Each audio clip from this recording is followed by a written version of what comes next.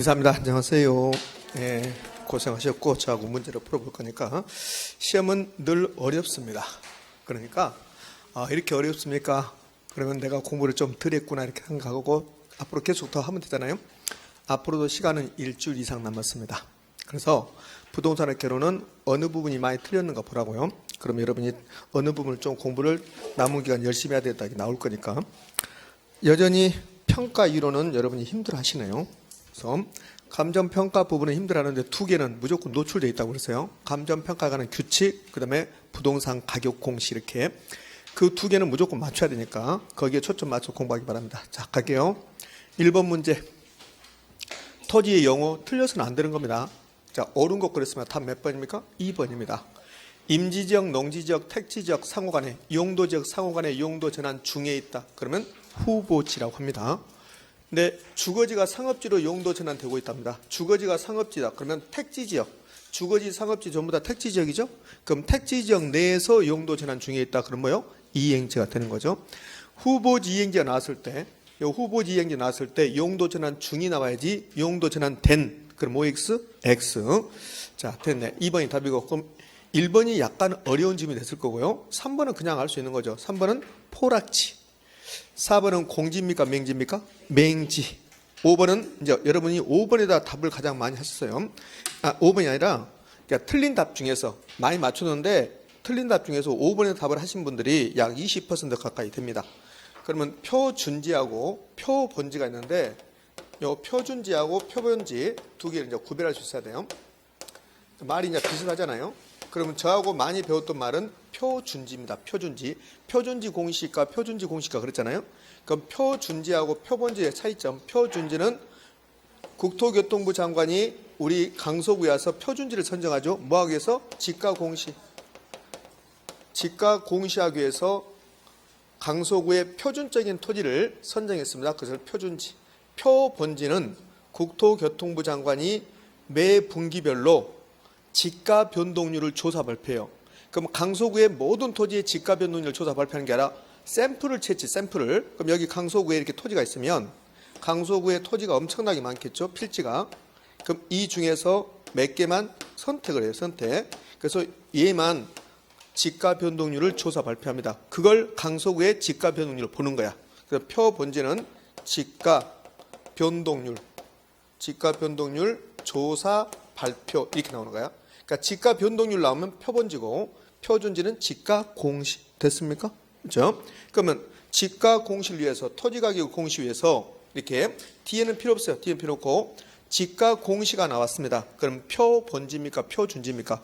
표준지입니다. 표준지. 그것은 표본지가 아니라 표준지죠. 그다음에 이걸 모른다 하더라도 2번이 명백하게 답이잖아요. 그 2번이 답이고 이제 1번은 근부지는 나지에 비해서 체유 이용의 기대 가능성이 높다 이렇게 나왔는데 반대죠. 나지가 높죠. 자, 우리 강서구 1번지 토지가 이렇게 나지 상태로 있는 경우, 기역, 나지, 니은, 근부지 상태에 있는 경우 이 두 토지 다 강서구 1번지 토지입니다. 근데 강서구 1번지 토지인데 나지 상태로 있는 경우하고 근부지 상태로 있는 경우하고 이 두 가지 경우에 어떤 게 체유 이용 가능성, 체유 이용하고 체유 이용 기대 가능성하고는 다른 말입니다. 그러니까 체유 이용은 최고 가치를 창출하는 이용이고 체유 이용 기대 가능성은 체유 이용 할 수 있는 가능성에게. 그러면 요 나지가 있는데 여기 강서구 1번지 토지야. 그럼 강서구 1번지 토지는 여기에 30층짜리 건물 지어야만이 그게 체유 이용입니다. 그러면 이 나지 상태는 다른 사람은 권리도 없고 건물도 없잖아요. 그럼 언제든지 30층짜리 건물을 이렇게 지을 수 있단 말이에요. 그런데 이 건부지는 건물을 철거하고 나서 그다음에 여기다가 건물을 지어야 돼요. 그럼 어떤 게 번거로움이 더 많아요? 건부지가 더 번거로움이 많죠. 그럼 체유 이용 기대 가능성이 높은 토지는 건부지입니까? 나지입니까? 나지. 나지가 건부지에 비해서 체유 이용 기대 가능성이 높죠. 그럼 건부지는 이 건물이 토지 이용을 제약할 수 있어요? 없어요? 있잖아요. 그래서 기대 가능성이 상대적으로 낮고 나지가 높습니다. 그래서 1번 틀렸고 답은 2번이 적절하네요. 자, 2번 문제로 갑시다. 2번 문제도 틀려서는 안 되는 건데 부동산의 특성은 틀려서는 안 되죠. 그런데 여러분들이 60% 맞추고 40% 틀렸으니까 이제 좀 곤란해지는 거예요. 자, 영속성 가자고요. 이 박스에서 영속성과 관련된 내용이 몇 개인가 그렇습니다. 기억부터 해서 니은, 디귿 세 가지가 영속성입니다.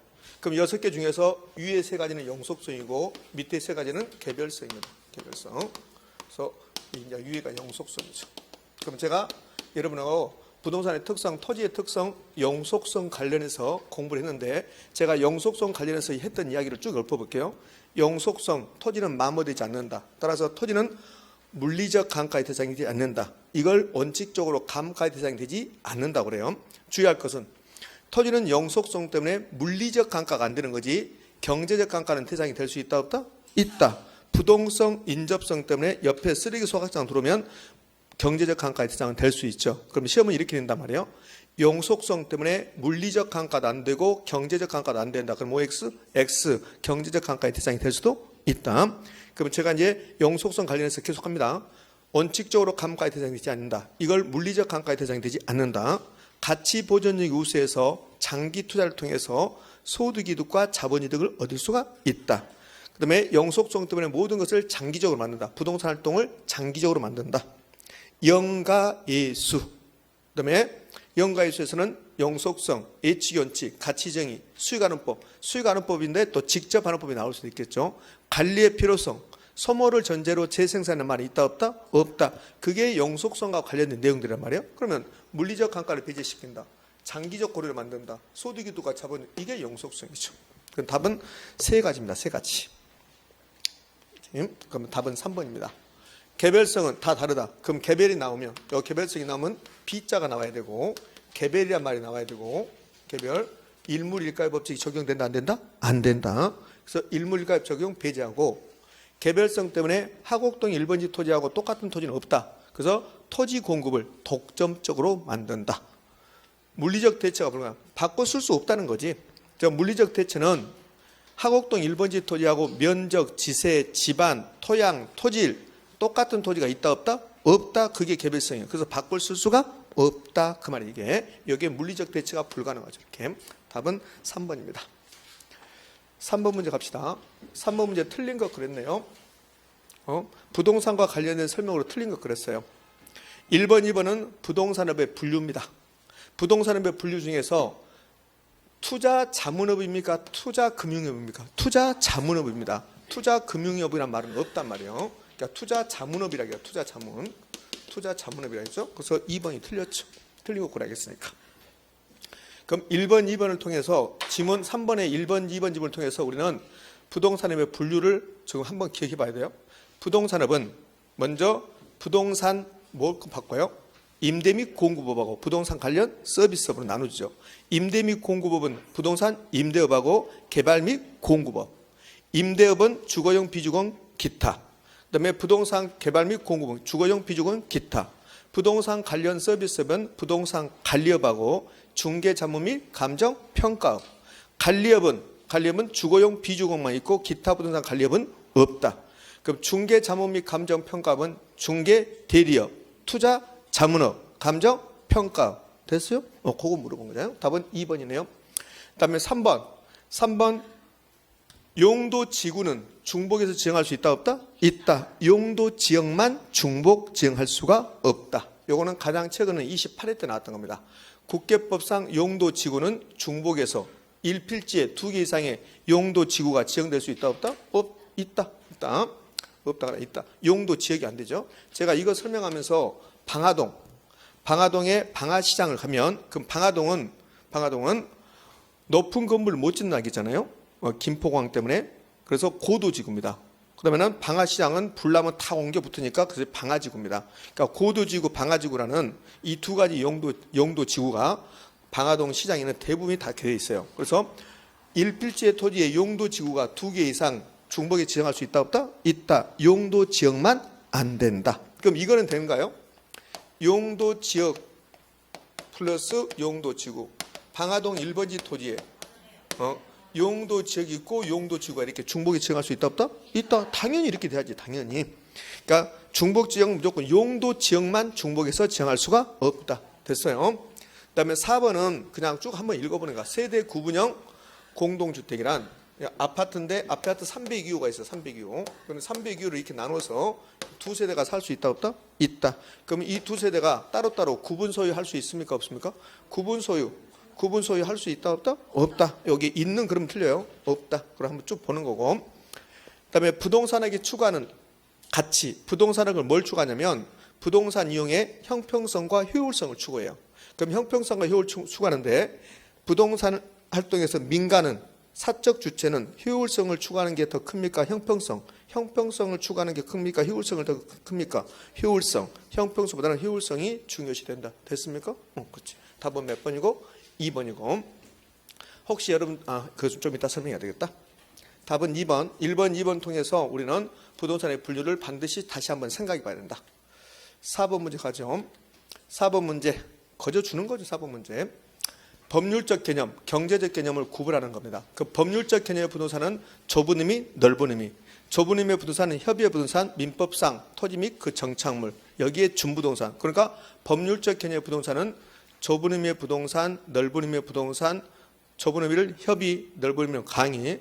그다음에 토지 및 그 정착물. 그럼 토지가 나오든 정착물이 나오든 법률적 개념의 부동산이죠. 그다음에 준부동산도 법률적 개념의 부동산이죠. 그러면 정착물 법률적 개념 맞나요? 그렇죠. 협의의 부동산 법률적 개념 맞죠. 준부동산은 법률적 개념이야. 근데 공장재단이 준부동산이거든. 그러면 윗줄에 있는 세 가지는 무슨 개념? 법률적 개념. 그다음에 자산 상품은 무슨 개념? 경제적. 위치는 기술적. 그래서 법률적과 경제적 나누면 기역, 니은, 디귿 법률적. 니을, 미음은 경제적. 답 몇 번? 1번. 다 맞춰주셔야 되죠. 다 맞췄을까? 다 못 맞췄다는 게 의의가 있습니다. 여러분들이 잘하셨어요. 이제 헷갈리시면 있겠죠. 이제 이런 걸 놓쳤을 거라고. 공장재단? 이게 법률적 개념인가? 준부동산이잖아. 준부동산. 공장재단은 준부동산이니까 법률적 개념을 보는 것이 타당하죠. 5번 문제 가죠. 5번 문제도 외우는 게 아니라 5번 문제는 보너스 주는 걸로 생각하시면 돼요. 아파트 개발 사업을 하고 있는데 시행자에게 긍정적인 영향을 주는 것도 있고 부정적인 영향을 주는 것도 있는데 외우지 마시라고요. 이 사항이 여러 가지가 있으니까 이 사항을 보고 긍정적, 부정적을 판단하면 돼요. 공사기간 연장되면 그러면 공사비가 늘어나겠죠? 부정적이죠. 대출 이자율이 상승했어요. 아파트 건설 사업업자가 자기 돈 가지고 하는 게 아니죠. 대출 받는 대출 이자율이 올라가면 공사비가 증가하니까 부정적이고 초기에 분양이 잘 돼야 되는데 분양이 안 되면 그럼 분양이 안 될 수 있으니까 부정적이고 인허가시 영종률이 증가했습니다. 그러면 건물, 아파트 층수를 높이 지을 수 있잖아요. 그러면 긍정적이죠. 긍정적. 그다음에 매수 예정 사업 부지, 이 부지를 사서 이 토지를 사서 여기다 아파트 건설 사업을 할 건데 이 땅값이 올라간다면 그러면 부정적, 긍정적, 부정적이죠. 그럼 이 5개 중에서 네 번째만 긍정적, 나머지는 전부 다 부정적. 부정적 몇 개입니까? 4개.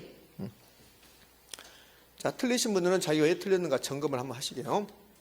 자, 6번 부동산 개발 틀린 것 그랬습니다. 답부터 나왔네. 5번. 답이 5번. 5번부터요. BTO 방식이라는 게 있고 BTO 방식이라는 게 있고 BTL 방식이라고 있어요. 이렇게 이 두 가지 다 민간 자본을 유치해서 사회 간접 자본을 만들어내는 거야. 그러면 이 BTO에서 O가 B는 민간이 건설하고 소유권을 넘기고 O는 민간이 운영을 통해서 민간이 투하 자본을 해소하는 거야. 그러면 현대건설에서 도로를 만들었어요. 이 도로를 서울특별시에 줬습니다. T 했죠. 그럼 도로 만들 때 현대건설이 이게 1,000억이더라. 1,000억.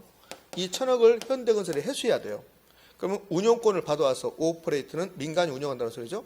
민간이 운영권 받아서 운영을 통해서 이 1,000억을 회수할 수 있는 거, 그게 BTO 방식입니다.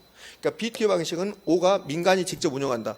그러니까 민간이 운영을 통해서 민간이 들어간 돈을 빼낼 수 있는 것들은 BTO 방식으로 하는 거야. 그럼 BTO 방식은 도로, 민간이 운영해서 돈 받을 수 있어요, 없어요? 있죠. 터널도 마찬가지죠. 터널 통행료 받으면 될 거니까. 그다음에 뭐 공항을 만들었어요. 그럼 공항 이용자들에게 돈 받으면 된단 말이에요. 그럼 공항에 비행기를 대는 뭐 대한항공, 아시아나 돈 받으면 돼. 그러니까 이 5가 들어간 것들은 민간이 직접 운영을 통해서 돈을 받을 수 있는 것들은 이것은 BTO입니다. 그 BTL은 민간이 돈을 받을 수 없는 것들이야. 그래서 정부에게 소유권 넘기고 정부에게 임대 주고 정부한테 임대를 받아서 투하자금을 해소하는 거야. 그러면 여기 보면 5번에 초등학교 교사 나왔죠. 교사. 그럼 초등학교 교사는 선생님이 아니고 교사는 학교 건물입니다. 학교 건물. 그래서 이렇게 제가 한자로 써진 거예요. 이 한자 없으면 초등학교 선생님을 BTO 방식으로 하나? 뭐 이렇게 될 것 같으니까. 그렇잖아요. 초등학교 선생님 BTO? 이게 뭔 말이지 그런다고?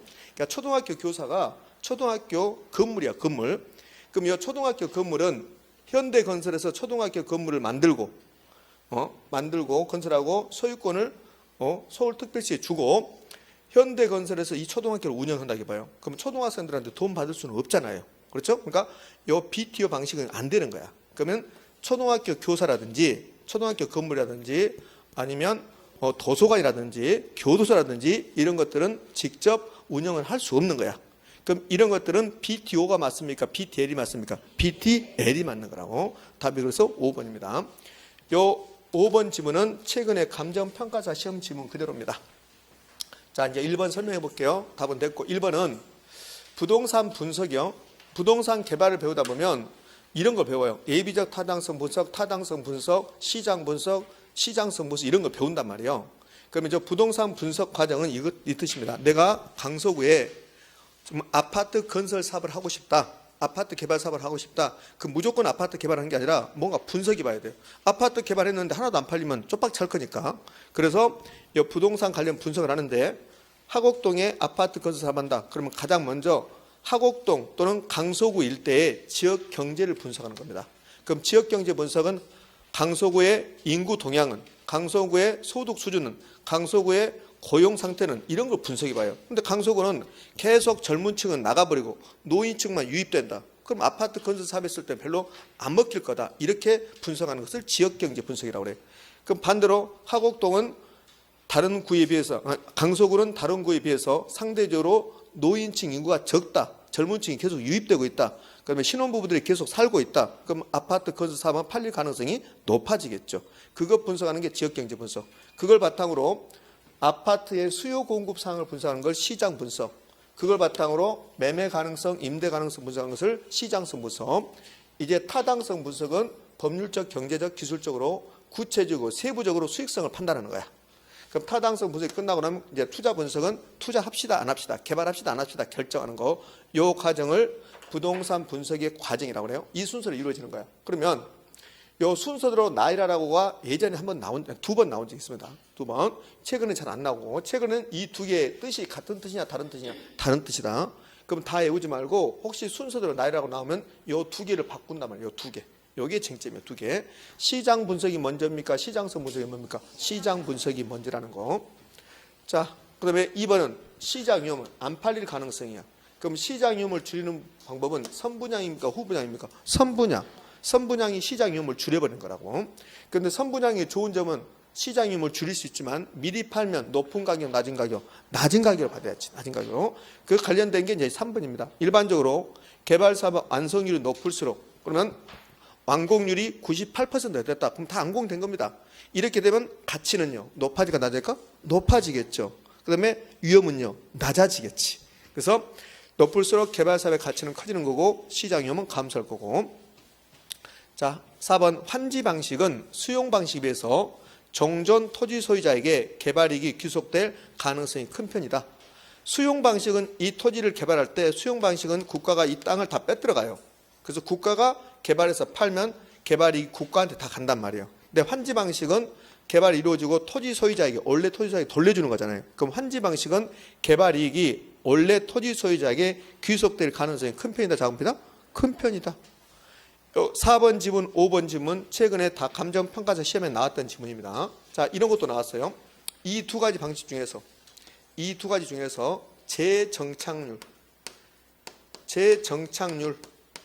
재정착률이 높은 방법은 뭘까? 환지 방식입니다. 방법은 환지 방식.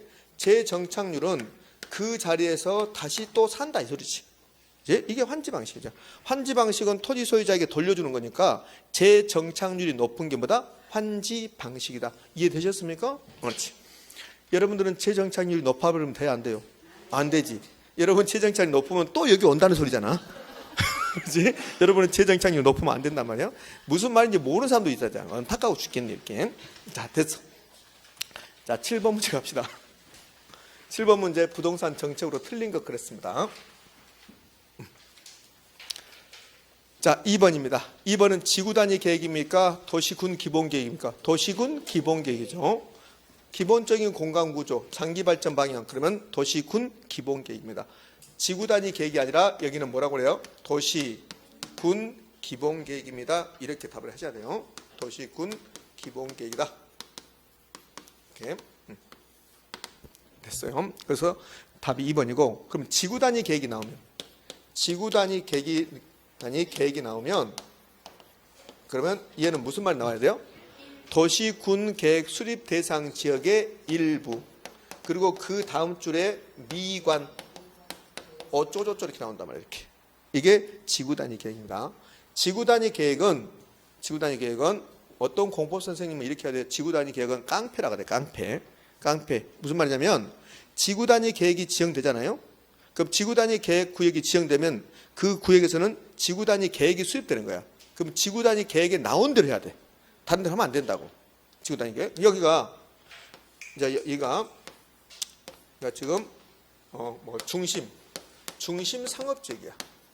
근데 이 중심 상업지역인데 여기에 지구 단위 계획이, 지구 단위 구역이, 계획 구역이 지정이 되면 그럼 뭐가 수립될까요? 지구 단위 계획이 수립돼요. 그럼 지구 단위 계획을 봤더니 여기는 건물 3층까지만 지어라. 색깔은 노란색으로 해라. 그러면 그대로 해야 돼요. 그러니까 자기 마음대로 하는 거야. 지구 단위 계획은. 그러니까 정해진 대로. 그래서 깡패 계획이다 이렇게 표현하더라고요. 그러니까 쉽게 여러분들 알게끔 깡패다. 자기 마음대로 하잖아요. 지구 단위 계획은, 그러니까 자기도 지구 단위 계획은 여기 지구 단위 계획 속에 있는 사람 만드는 게 아니라 지구 단위 계획 만들어 한다는 거야. 지구 단위 계획. 이게 지구 단위 계획입니다. 자, 1번은 됐고 2번은 토지거래 허가구역에서 허가를 받아서 취득한 토지를 이용 목적으로 이용하지 않고 있다면 선매 대상이 될 수 있다 없다? 있다. 4번은 토지거래 허가구역에서 허가 신청했는데 그러면 허가권자가 불허가 처분한다면 불허가 처분 통지를 받은 날부터 1월 이내에 네가 사라 매수 청구할 수 있다 없다? 있다. 다음.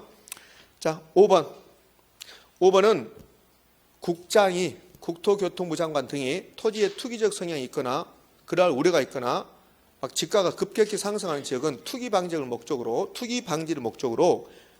개발 제한 구역을 지정하는 겁니까? 토지거래 허가구역을 지정할 수 있다 없다? 있다. 몇 년으로? 5년 이내로 토지거래 허가구역을 지정할 수가 있다. 토지거래 허가구역은 목적이 투기 방지고 개발 제한 구역이 나오면 투기 방지입니까? 무질산 확산 방지. 8번 문제 갑시다. 8번 문제는 여러분에게 좀 어려웠을 겁니다. 자, 어려웠을 건데 이 8번 문제는 자주 출제되는 것이 아니고 우리 시험에서는 출제한 적이 있지만 근데 한 2번 정도 출제한 적이 있습니다. 요령 알면 쉬워요. 요령 모르면 엄청나게 어려운 거고. 그래서 8번 문제가 여러분 많이 틀리셨는데 그래도 잘하셨어요. 자, 찍으면 평균 20%잖아요. 그러니까 20번 더 됐으니까 잘하신 겁니다. 어제하고는 10% 맞췄더라고 실제로. 그래서 내가 도대체 왜 이렇게 찍지도 못하냐고. 찍으면 평균 20이 나와야 되잖아. 5개 중에 하나 찍으니까. 그죠? 어제하고는 실제로 10% 나왔어요. 여러분 26%니까 찍기는 잘하는 거예요 지금. 다른 학원, 어제하고에 비해서 평균 점수는 1점이 여러분이 나죠. 1점이. 그러니까 똑같은 거 1점 낮은 것은. 근데 찍는 것은 좀 잘하고 있는 거지. 잘했습니다. 찍는 거 잘해야 되니까. 자, 이제 8번 볼게요.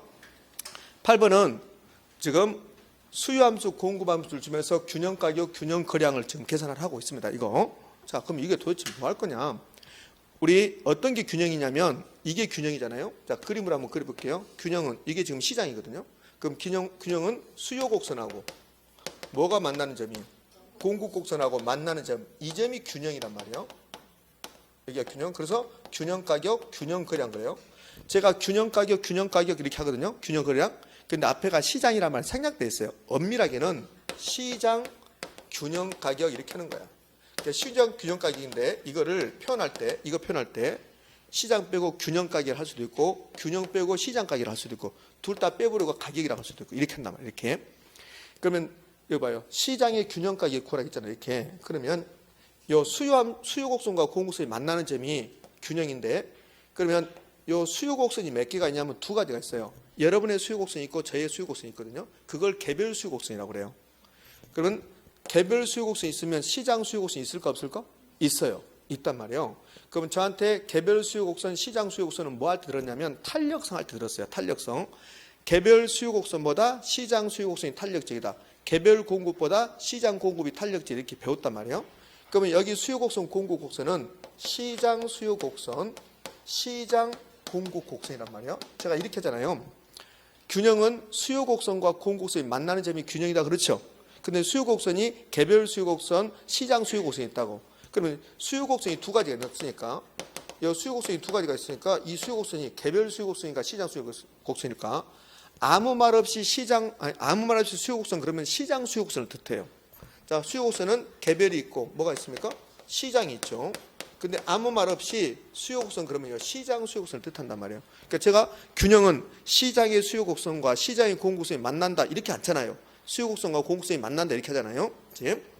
그러면 여러분들 공시지가는 몇 가지가 있어요? 공시지가는 두 가지잖아요. 표준지 공시가하고 개별 공시가. 근데 공시지가 공시가 그러지 표준지 공시가는 말 잘 안 쓰거든요. 그럼 두 가지가 있는데 아무 말 없이 공시지가 그러면 표준지 공시가입니다. 개별 공시가는 반드시 앞에다가 개별이라는 말을 넣어줘야 돼요. 이해됐습니까? 예? 그럼 그냥 수요곡선 그러면 무슨 수요곡선입니까? 시장 수요곡선이에요. 그럼 개별 수요곡선 그러려면 앞에다가 개별을 반드시 넣어줘야 한단 말이에요. 지금 이해되셨죠? 자, 그러면 균형 가격, 균형 거래량을 구하려면 계산 문제는 여기 시장 수요곡선을 수학으로 표시하면 여봐요. 시장 빼버리고 수요곡선을 수학으로 표시하면 수요함수입니다. 수요함수. 그럼 수요함수는 몇 개 있을까? 두 가지가 있어요. 여러분의 수요함수, 저의 수요함수가 개별 수요함수입니다. 그럼 우리 수요함수를 전부 다 합치면 시장 수요함수가 되는 거야. 그럼 공급 곡선을 수학으로 표시하면 공급함수가 되는 거예요. 공급함수.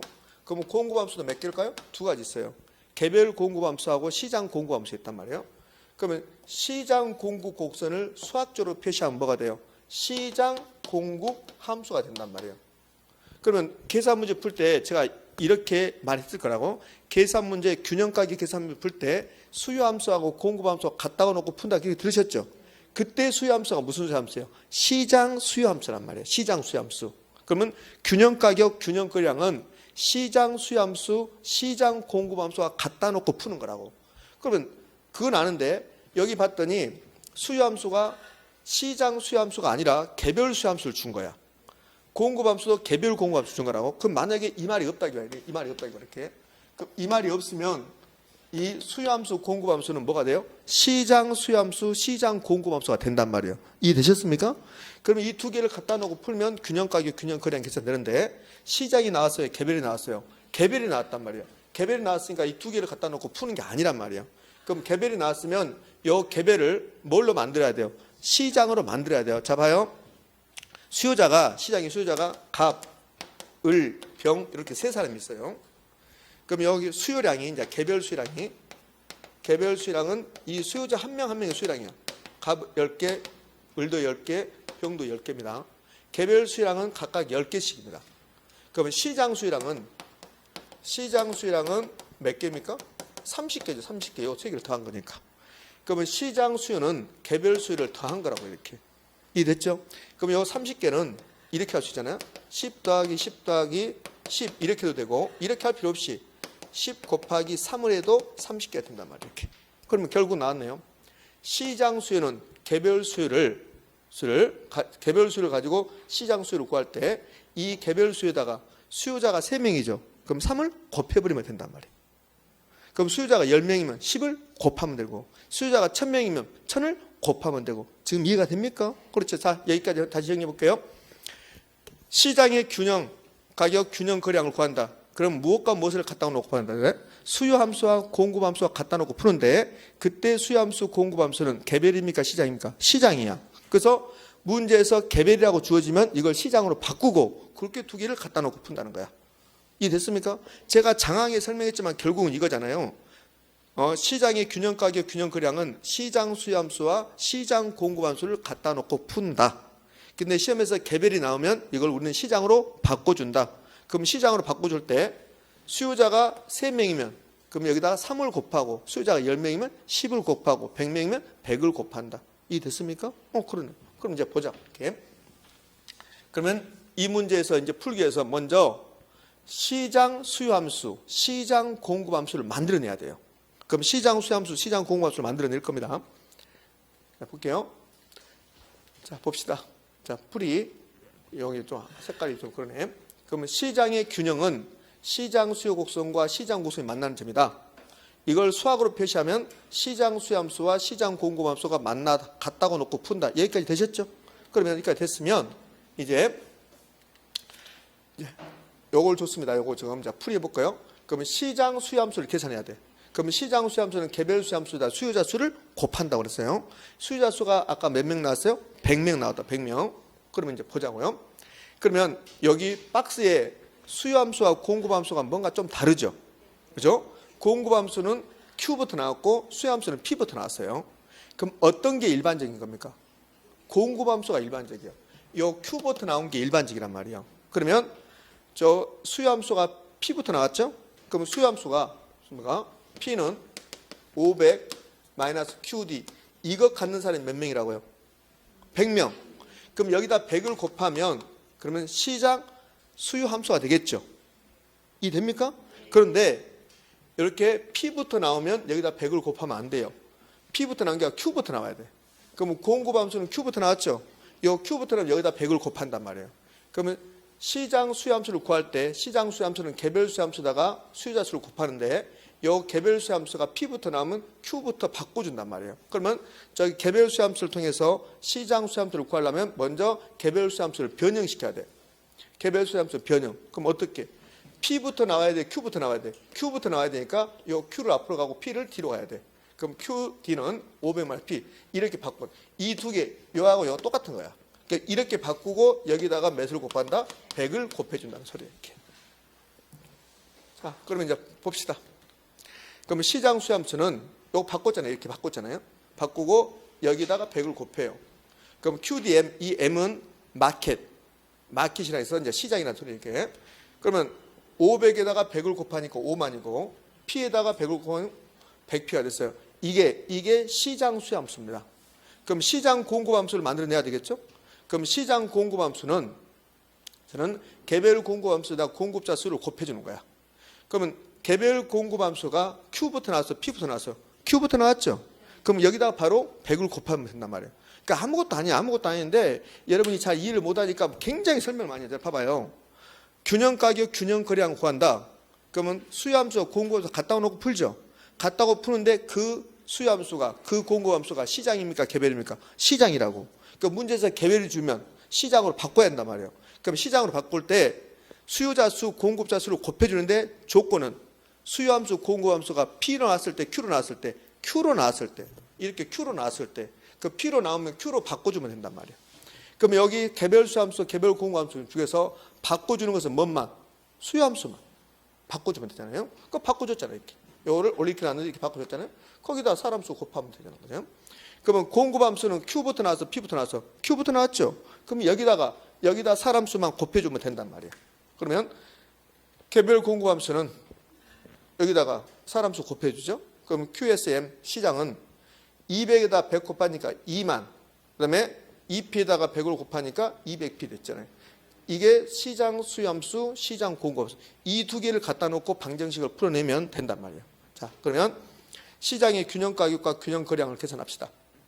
그러면 여기 2만 P 플러스 200P가 시장 공급함수입니다. 그러면 시장 수요함수는 5만 마이너스 100P. 그러면 요 마이너스 100P를 이항시켜요.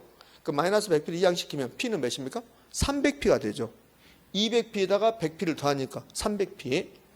300P는 5만에서 요 2만을 이항시켜서 빼야 돼요. 그럼 몇 P가 돼요? 3만 P가 되죠. 300P는 3만이 되지. 3만. 5만에서 2만을 빼니까. 그러면 300P는 3만이죠. 그럼 P는요? P는 100. 그럼 P 100을 구했습니다. 100을 구했으면 요 P를 공급함수 요 P자리 대입해요. 그러면 양이 나오겠죠. 그럼 균형량은 요 100을 공급함수 여기다 대입해요. 공급함수 2만에다가 200. 요 200 곱하기 P가 몇이요? 100을 곱했습니다. 그러면 2만. 요 200 곱하기 100만. 2만 플러스 2만. 그럼 몇 만이요? 4만. 균형 거래량은 4만. 됐죠? 이렇게. 자, 그렇다면 몇 번인가요? 1번. 못 찍게. 1번. 계산 문제 나오면 2번 아니면 3번 아니면 4번 찍으니까 못 찍게. 계산 문제 1번 찍은 사람은 거의 없으니까 못 찍게.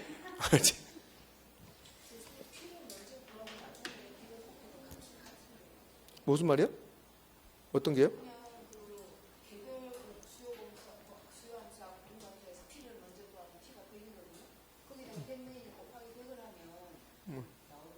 어떻게 해요? 좀 이따. 그렇게 해서 푸는 방법은, 자, 내 말 들어봐요. 그렇게 푸는 방법은 이 문제가 그렇게 돼 있으니까 그래요. 그렇게 안 된 문제가 많단 말이에요. 그렇게 해서 푸는 방법은 요행스럽게 그렇게 돼 있으니까 푸는 거야. 그러니까 그렇게 안 된 것도 있단 말이에요. 그러니까 이렇게 풀면 돼요. 예?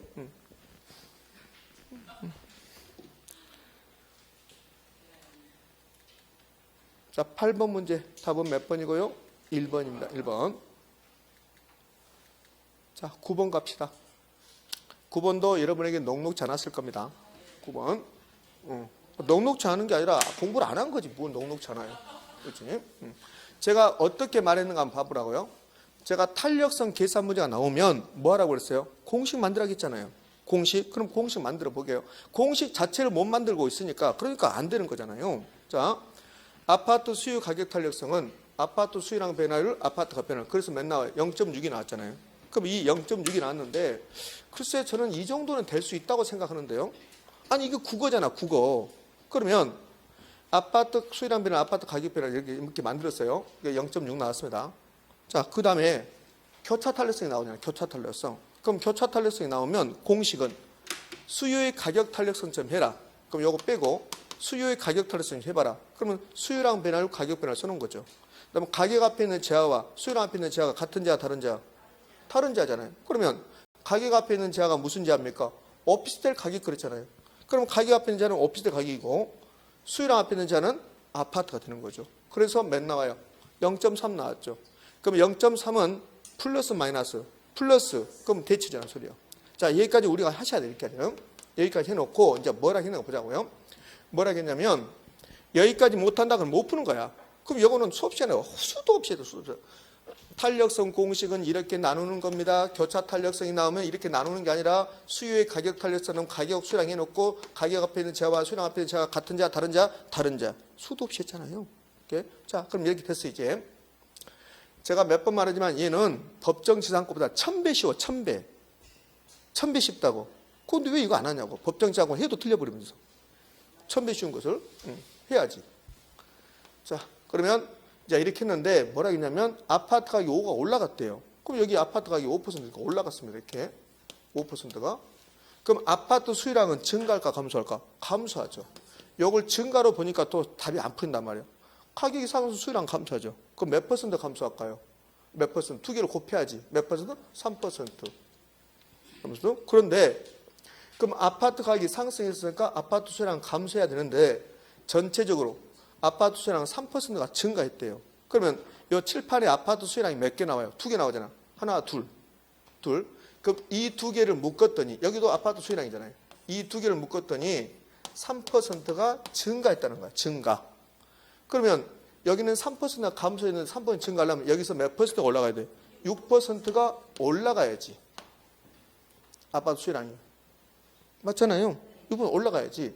그럼 6%가 올라가려면 오피스텔 가격은 어떻게 돼야 됩니까? 이렇게 물어보잖아요. 이렇게 됐으면 이제 요거 생각하기 힘들고 이제 여기서 어떻게 되냐면 여기서 아파트가 올라갔는데 수요량이 증가한다고 생각한다고. 그러면 안 되고 수요량이 감소해야 되고 그러면 수요의 가격 탄력성만 있다기 봐요. 그러면 수요의 가격 탄력성만 있으면 요것만 있으면 그러면 아파트 수요량은요 3%가 감소해야 돼요. 감소. 그런데 교차 탄력성까지 나와서 아파트 수요량이 전체적으로 3%가 증가하잖아요. 그럼 3%가 증가하려면 여기서 6이 올라가야 돼. 그러면 요 위에 것은 다 끝나고 이제 요것만 남은 거야. 요것만 남아서 수요 교차 탄력성이 0.3이다. 그런데 아파트 수요량이 6% 올라갔다. 오피스텔 가격은 어떻게 변해야 되냐? 일단 가격은 상승해야 됩니까? 하락해야 됩니까? 상승해야 돼. 두 자가 대체제죠. 그런데 아파트 수요량이 증가했죠. 그러면 오피스텔 가격은 올라가야지.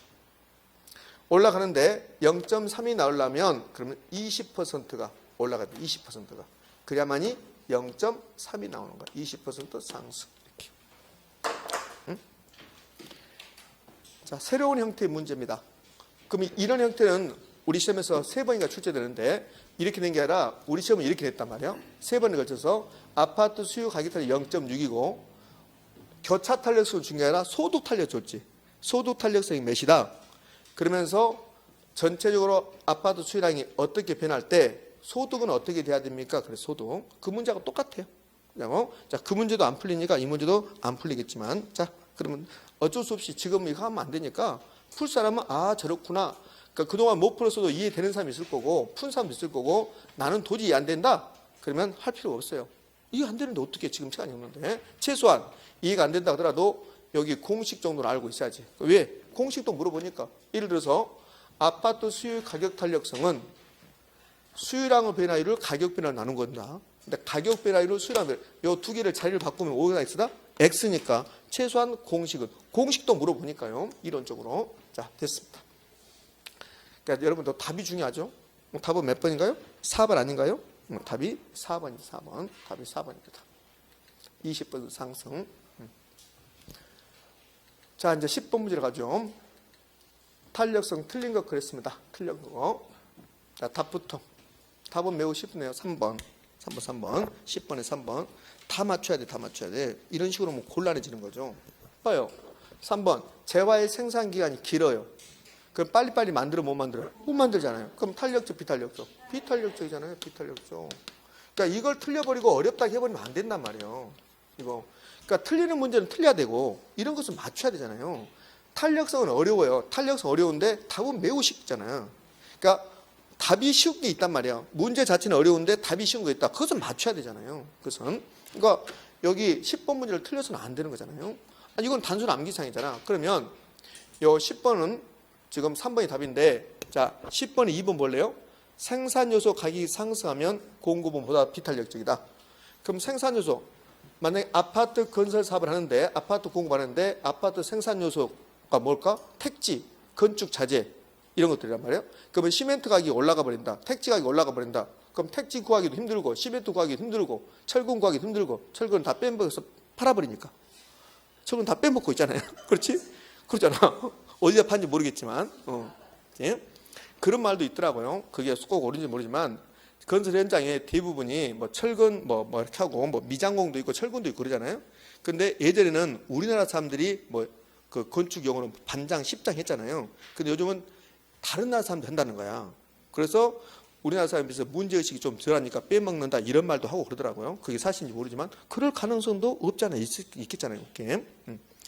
자, 그러면 시멘트 가격이 막 올라가 버려요. 그러면 아파트 공급을 빨리빨리 할 수 있어요? 없어요? 없어요. 그러니까 비탄력적이잖아요. 그렇죠? 자, 문제를 다 풀고 나서 제가 그 관련해서 여러분이 한번 머릿속에 있는 걸 되새겨 볼게요. 자, 답은 3번이고 틀려서는 안 되고 1번 갑시다. 공급량의 변화율과 가격 변화율이 같대요.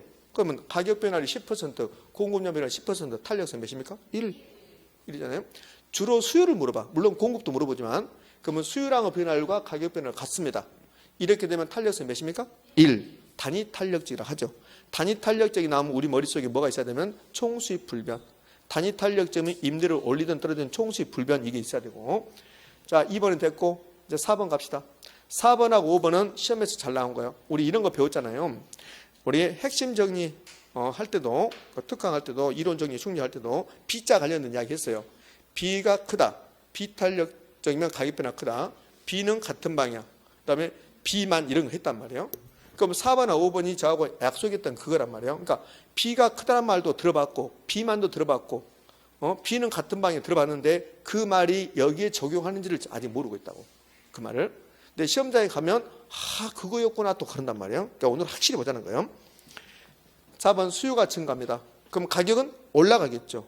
거량은 증가하겠죠. 이때 공급 탄력성이 작을수록 작으면 탄력적, 비탄력적, 비탄력적이란 말이에요. 이렇게 되면 수요가 증가했으니까 가격은 올라가는 말이에요. 근데 공급이 비탄력적이면 가격이 많이 올라간다는 소리야. 이걸 B가 크다는 거야. 비탄력적일 때 가격이 더 크게 상승한다. B가 크다. 이게 B가 크다. 그럼 비탄력적이면 가격 변화는 크지만 양 변화는 크다, 작다? 작다. 탄력적일 때 양배나 큰 거야. 그럼 이 문제 4번 지문에서 비탄력적일수록 가격 변화가 가격이 크게 상승한다. 여기에 포인트가 되는 거지. 그럼 비탄력적이면 양변화가 작다. 이게 포인트가 안 된단 말이에요. 수요가 증가했으니까 거량은 증가한다고. 근데 공급이 비탄력적이면 거량이 조금 증가한다. 요거는 우리가 외웠던 게 4번은 B가 크다. B가 크다. 비탄력적일수록 가격 변화가 크다. 이렇게. 자, 5번은 수요의 임대료 탄력에서 1보다 작을 때. 그럼 탄력적, 비탄력적? 비탄력적. 비탄력적. 그 비탄력적 나왔습니다. 저하고 B자 관련된 외웠던 거 봐봐요. B에 관련된 외웠던 거. B가 크다. 요거 4번. 그다음 B는 같은 방향. 비탄력적일 때 수요의 임대료 탄력에서 비탄력적일 때 임대료와 수입이 같은 방향. 그 임대료가 올라가면 수입도 많다? 증가. 요거는 B는 같은 방향. 그러니까 5번 지문은 뭐냐? B는 같은 방향 이렇게 외웠단 말이에요. 같은 방향. 또 하나는 B만은 비탄력적인 사람이 상대적으로 세금을 많이 부담한다. 이렇게.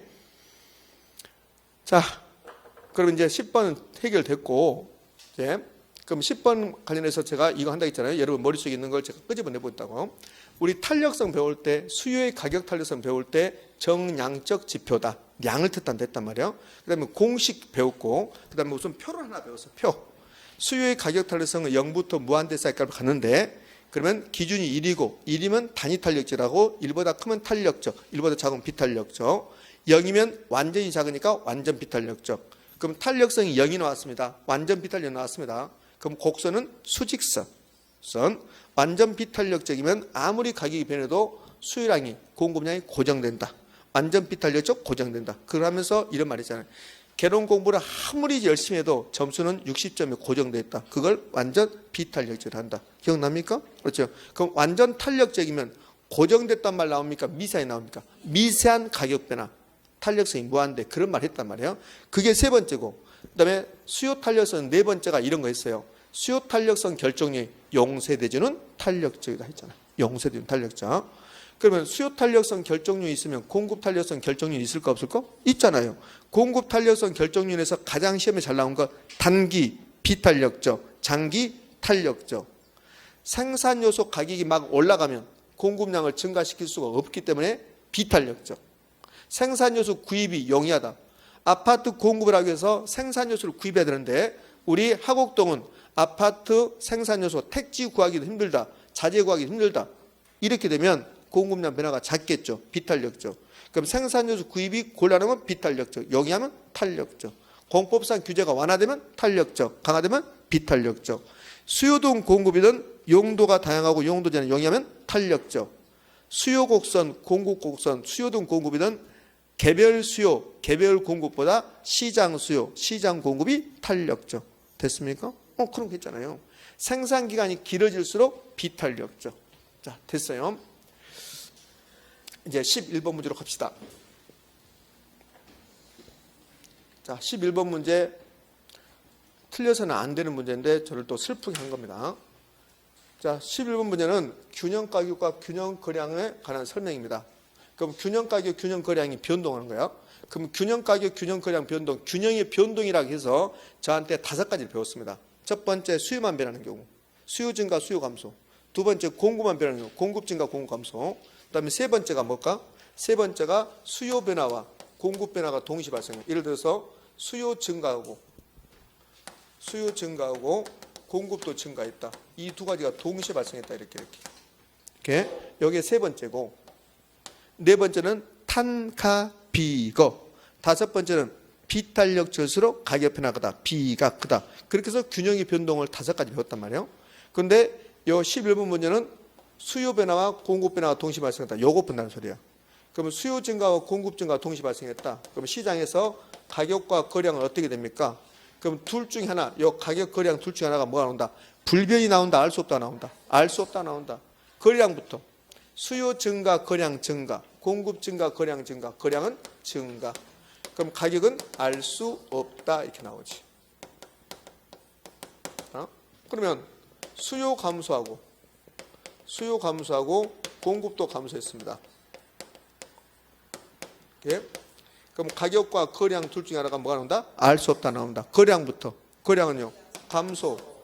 둘 다 감소니까 거량은 감소. 가격은 알 수 없다. 그 변화를 알 수 없다. 이 자리에, 이 알 수 없다 자리에 불변을 넣어버리면 틀린 말이야. 불변 넣으면 알 수 없다. 그럼 어느 경우에 불변이 나오냐면, 자, 여기 봐요. 요 수요 감소와 공급 감소 동시 발생했다. 여기에 몇 가지가 숨어 있다고 그랬어요? 세 가지가 숨어 있다고 그랬어요. 1번, 수요 감소. 공급도 감소하는데, 그런데 수요 감소가 더 큰 경우. 그럼 수요 감소가 답이라겠죠? 자, 3번. 수요 감소, 공급 감소인데 공급 감소가 더 큰 경우. 공급 감소가 답이라겠죠? 2번은 수요 감소하고 공급도 감소하는데 그런데 같은 크기로 이렇게. 그러면 알 수 없다가 나옵니까? 불변이 나옵니까? 불변이 나온다. 불변. 그거 물어보는 거야. 지금 11번님. 자, 그러면 11번 문제 가볼게요.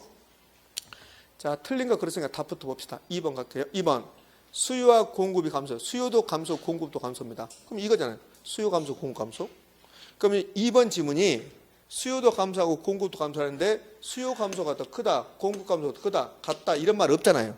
그 없으니까 수요 감소, 공급 감소했으니까 거량은 감소, 가격은 알 수 없다 나와야 돼.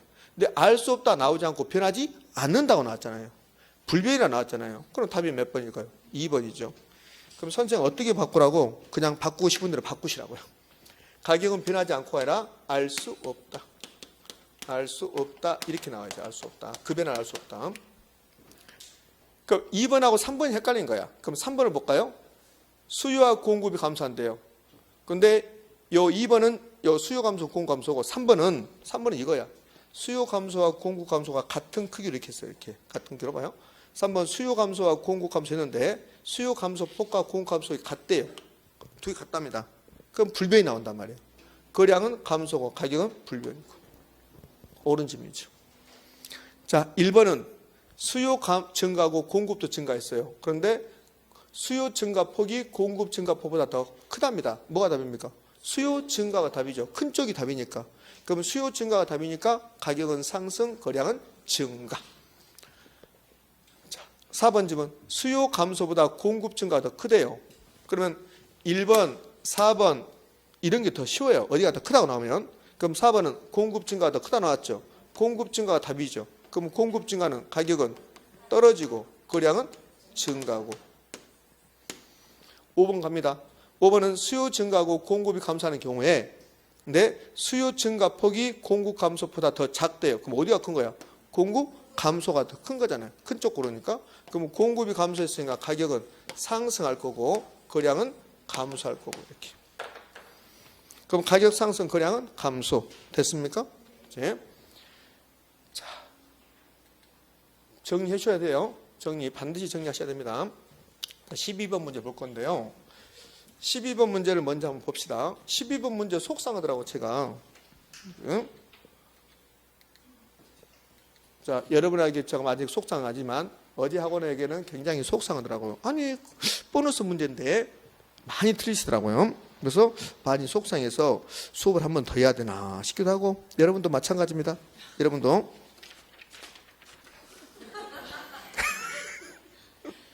12번 문제. 자, 이 중에서 이제 어떻게 여러분이 알면서도 문제를 푸는 요령을 몰라서 틀리기도 한단 말이에요. 자, 뭐라 했냐면 아파트 시장에서 균형 가격을 상승시키는 요인은 모두 몇 개인가 그렇습니다. 그러니까 이것 좀 어렵죠. 몇 개인가 이건 어렵단 말이에요. 근데 지금쯤이면 이 정도는 맞춰낼 수 있어야 되는데 틀리신 분들은 왜 틀렸는가 그거 점검하는 게 목적이니까 점수가 중요한 게 아니라 자, 그럼 이걸 어떻게 푸냐면 가격 상승 요인을 찾으라 하잖아요. 몇 개인가? 그럼 가격 상승 요인은 무수히 많아요. 무수히 많은데 이걸 두 개로 나눌 수 있잖아요. 어떻게 나눠요? 수요 증가 요인하고 공급 감소 요인 이렇게 풀란 말이에요. 이렇게 제가 하라는 대로 풀면 돼요. 그냥 이렇게 풀어야 되는데 어제 학원도 보니까 이렇게 안 풀고 있는 사람들이 많더란 말이에요. 이렇게 풀어야 되는데 그럼 이제 여기서 봅시다. 그러면 건설 노동자 임금이 상승했습니다. 이건 수요입니까 공급입니까? 공급이죠. 그럼 공급이 증가할까 감소할까? 감소이죠. 공급 감소. 우리가 찾는 건 나왔잖아요. 이렇게. 자, 두 번째 대체 주택에 대한 수요 증가. 저런 뭐 대체제 미쳐볼 것 같아요. 이 세상에 대체를 다 없애버리고 싶어요. 대체제. 다 없애버려 대체를. 그럼 아파트잖아. 아파트 대체 주택이 뭘까? 연립주택. 그럼 연립주택 수요가 증가했죠. 아파트 수요는요? 감소.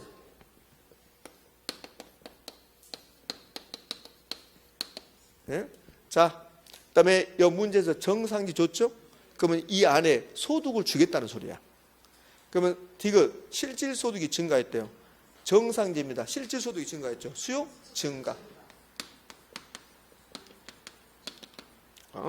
자, 니을 아파트 건설업체 수가 증가했습니다. 이거는 공급이죠. 그러면 공급 증가. 우리가 찾는 것은 공급 감소를 찾는 거야. 공급 증가. 자, 미음 아파트 건설용 토지 가격 상승. 이거는 생산 요소 가격이 올라간 거야. 공급 감소. 예? 자, 아파트 선호도 증가, 수요 증가. 그러니까 우리가 찾는 것은 수요 증가하고 공급 감소를 찾는 겁니다. 그러면 몇 개입니까? 4개. 균형 가격 상승 요인은 몇 개입니까? 4개. 4개. 답은 4번. 13, 14 같이 할 겁니다. 여러분 오늘 우리 학원의 올해 수업 마지막이죠? 우리 학원의 올해 수업이 마지막이에요. 우리 학원에 내일 수업이 있는 것도 아니고 이번 주에 들어와서 이걸 처음 수업 듣는 거죠? 그렇죠. 네. 그래서 여러분에게 뭔가 좀 더 정확히 알려줘야 되는데 그래서 좀 자세히 하고 있는 겁니다.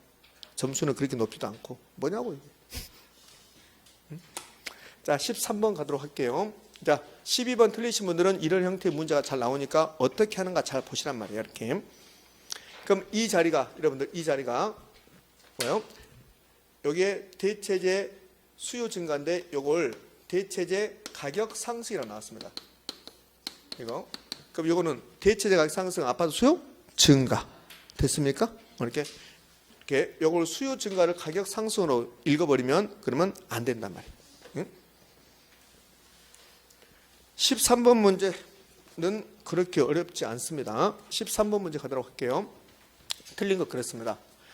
자, 부동산 시장은 최근에는 자주 살주가 출제되지 않고 있어요. 출제 비중이 약간 떨어지고 있죠. 그 부동산 시장 나오면 부동산 시장의 특징, 부동산 시장의 특징은 한마디로 말하면 불안정인 시장이다. 약성효율적 시장입니까? 중강성효율적 시장입니까? 강성입니까? 중강성이다. 부동산 시장은 부동성 때문에 지역별로 지리적으로 형성된다. 국지적으로 형성된다. 맞죠? 그럼 1번이 부동산 시장은 지리적으로 형성된다. 국지성을 갖는다. 그렇잖아요. 2번 부동산 시장은 정보의 비대칭성. 사는 사람 파는 사람 정보가 다르면 가격이 잘못될 수 있다. 가격 왜곡. 3번 할당 효율적 시장에서는 높은 가격 낮은 가격으로 거래된다 안 된다? 안 된다. 그럼 할당 효율적 시장에서는 과소평가 낮은 가격, 과대평가 높은 가격으로 애곡 가능성이 높아졌습니까? 이런 일은 없습니까? 이런 일은 없습니다. 할당 효율적 시장에서는 과소, 과대 이런 평가는 나타나지 않습니다. 답은 3번이 적정합니다. 3번. 자, 4번 부동산 거래 비용이 증가. 부동산 거래할 때 봐요. 이 옷 살 때는 등기 비용이 없잖아요. 옷 살 때 중개 수수료 없잖아요. 그러니까 부동산은 정보 수집해야 되고 등기 비용도 들어가고 그다음에 거래 비용 중개 수수료 같은 거 들어가죠. 그러니까 이 거래 비용이 증가하면 돈 많은 사람만 수요자 공급자가 될 수 있죠. 그럼 거래 비용이 증가는 부동산 시장에 수요자 공급자 진출입이 용이 곤란. 진출입이 곤란하죠. 그럼 시장이 완전 불안전. 5번 개별성의 특성은 다 다르답니다. 그럼 개별성 때는 B자 나온다 했죠. 상품의 표준화를 어렵게 한다. 비표준화. 상품의 비표준화란 말이에요. 비표준화. 그러면 다 다르면 일반적인 이론 도출이 용이할까 곤란할까? 곤란. 부동산 시장이 복잡해진다고. 그렇죠? 그럼 시장을 복잡하고 다양하게 한다 이렇게요. 나중에 여러분 중개사가 되면 그럼 중개할 때 정말 여러 가지 형태가 나올 거라고. 이 토지는 곧 성사가 될 것 같은데 그런데 이런 경우도 있어요. 곧 아파트 또는 상가 계약이 이루어져요. 그런데 병상에 들어오는 계신 90대 노모가 소유권을 가지고 있어요. 자녀가 3명이에요. 그 자녀 3명 중에서 또 한 명은 안 판다고 그래요. 미쳐버려.